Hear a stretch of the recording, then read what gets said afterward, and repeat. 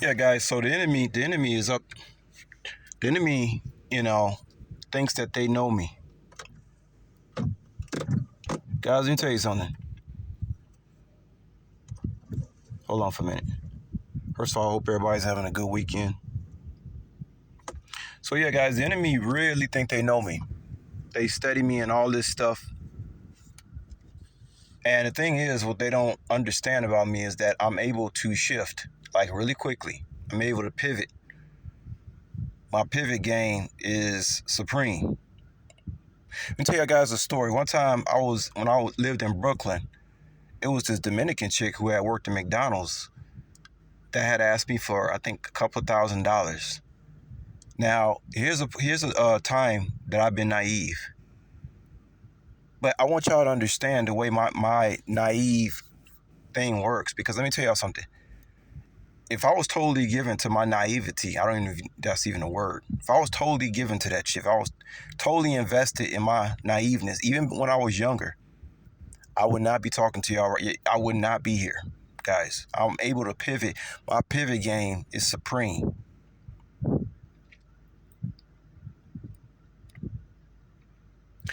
So it was this Dominican chick who I gave $2,000 to back in the day, and when I lived in Brooklyn. And when she got that $2,000, she ran off.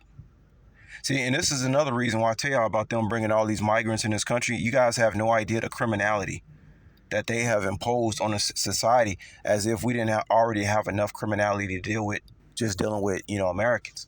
Now you let all these people in here, and the criminality is on 100. You know what I'm saying? It's on 1,000. And the thing that people need to understand is, not only is an individual like myself isolated, I think that every American is isolated. They just, for those who just don't know it yet, they just don't know it yet. If you are out here and you're doing everything 100 and legal, and you're working whatever 9 to 5, you're gonna have some problems in one place or another with legalities, because they didn't make this place so corrupt that if you are doing everything 100, there's only two things that's going to happen to you. Number one, you're going to have to isolate yourself. Or number two, hold on for a minute, y'all. Keep hearing this noise.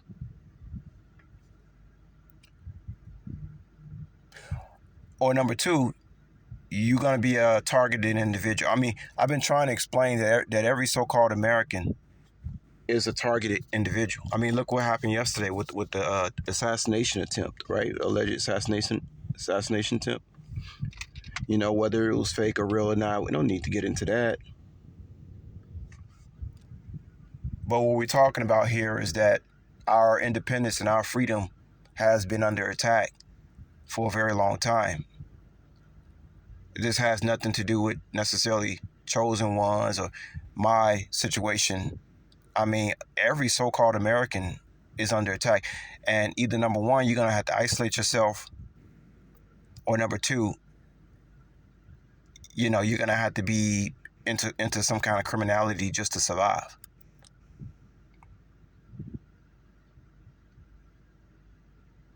The justice system, I believe they have a statue with there's a blindfold on it.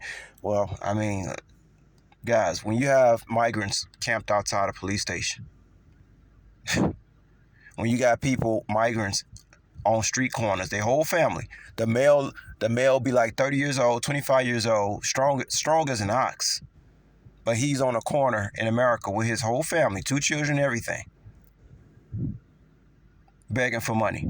Now, something ain't right about this. Something is not right about where we live right now in America. Something is terribly wrong. When you have a guy like myself that works hard, that has to be forced into isolation, and then you have migrants getting free rent and free food, and their job is to go out with their whole family and beg on a street corner. Now, something is not right about that society. But anyway, going back to the story, guys. So I had gave this Dominican girl $2,000 that I thought liked me. Well, she probably did like me, but she wanted to steal the money too at the same time. She saw it as an opportunity to quit the McDonald's job and break. I said, well, damn, if she thinks she's finna get far with $2,000, even if it is going back to Dominican Republic, good luck with that, because it's not expensive. And South America is not, it's not expensive like it used to be. Like brothers used to be talking about going to Brazil and all this stuff. That shit is expensive now. That's why I did the smart thing. I went to Cambodia. I went somewhere where I wasn't gonna have to run into the same assholes that I had to deal with over here in the States. See, I did the smart thing. Cambodia. Nobody was talking about no Cambodia except me and my Cambodian friend that I had in Las Vegas. I've always done the opposite of everybody else, guys. And my so-called naive nature, most of the time I was just experimenting. You think I didn't think that that girl was gonna steal 2,000? See, naive is when if I had no clue she was gonna take that money. I did have a clue she was gonna take the money and run. I did, but I wanted to conduct the tests. I wanted to experiment. I wanted to see. Now I want to see if because remember, guys, I was on a bike making money. I didn't have all these, I didn't have all these bills, right? And I wanted to see would this woman actually take the money and quit her McDonald's job. And guess what? If that freed her and made her have a better life, stealing $2,000 from me, more power to her. I'm glad that I helped somebody. But guys, the whole thing about being naive is that my enemy thinks that the enemy thinks that they know me. They don't understand that I'm self-sufficient. It's like I'm my own teacher. I mean, guys, look what I've been through, man. I got out that dumb religion shit at the age of 14. You guys think I don't have a sense of God-like intelligence when I'm able to make moves without nobody having a hand in it? I've never been a go along to get along person. I've never been a go along to get along person. So how naive could I actually be? Well, I'm naive enough to know that something may happen. If I do A, then B might happen, but I'll do it anyway, just to see. But what's funny is that the enemy be thinking I'm stuck and don't know how to pivot. I'm a pivot master. I'm a master at pivoting. Okay? I'm a master at pivoting. So now the enemy is sending in pretty women, trying to think on YouTube, thinking they're going to get me with some pretty woman. And now the enemy is trying to copy the behavior of other readers, trying to pretend, so they giving instructions to another reader to behave this way. Yeah, talk about what we done. Maybe we can get them that. That's not going to get me either.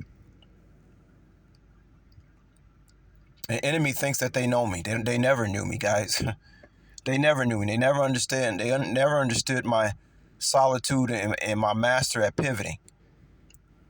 At this point, is nothing they can do. They can use a pretty woman. I might donate to some of these women. They'd be like, yeah, I think we got them. Where it is, say that. That stuff don't work. The enemy still thinks I'm naive. They never understood my pivot game. Sometimes you have to be naive. Sometimes you have to touch the stove sometimes before you realize it's hot. You got to put your foot in the water before you jump in the bathtub. Now, if I put my little toe in that water and burn, oh shit, that's too hot. Is that being naive? No, I had to test the waters. But the enemy thinks I'm naive because I'm testing the waters. I'm seeing what's going on out here with no real detriment to myself. Because, guys, let me tell you, if I was really naive, I would probably have 2 or 3 baby mamas and some other shit going on that I just simply don't. That's another reason why the enemy is mad at me, because they see that I've been the master maestro of my life. And so they sit around, hold on, y'all. And so what the enemy do, another reason why these people jealous of me, yeah, they've understood that I've been a master maestro over my life, and they don't like that. They're mad. So they want to try to cause some kind of agony or embarrassment or the shaming tactics. They're very jealous that I've been a maestro over my life, that they have to go out.